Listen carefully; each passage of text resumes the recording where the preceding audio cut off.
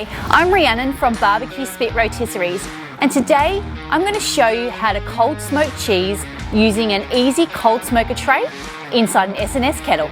So here we have a 1 kilo block of hard, tasty cheese, which I'm going to cut up into smaller slices, roughly 100 grams.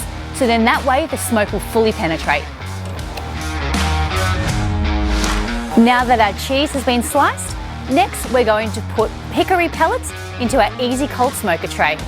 So a fully loaded easy cold smoker tray will burn for more than 10 hours. But today, because we're only smoking our cheese for about 4 hours, I haven't filled it up fully. So the next thing we need to do is light the end of our pellets using the lighter provided.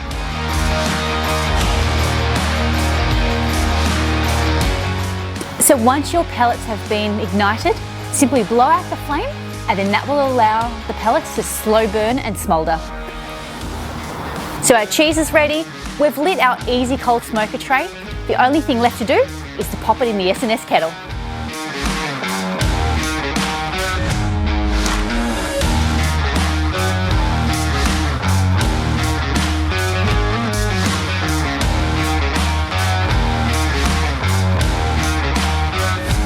Cheese has been smoking for about 1 hour, so what we need to do is rotate it so the smoke penetrates evenly. So on a day like today, it's quite cool, but if we were smoking on a warmer day, I'd suggest putting some ice in the smoker just to keep the cheese from over sweating. We've been smoking for nearly 4 hours. Let's take a look.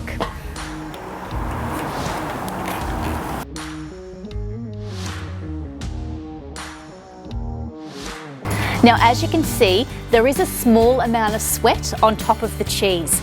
So after about 3 hours, I did open it up and rotate the cheese and put in a thermometer. That way I could keep an eye on how hot the barbecue was.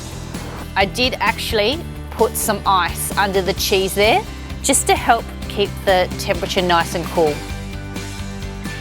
Just pat down the cheese to remove any excess sweating.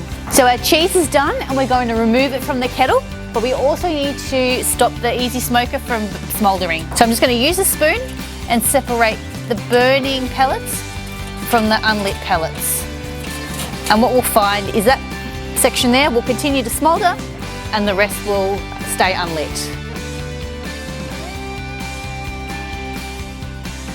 Now unfortunately we can't eat the cheese straight away. It'll just be too bitter and strong. So what we need to do is I'm going to put it in some Ziploc bags and pop it in the fridge to mellow for about 1 week.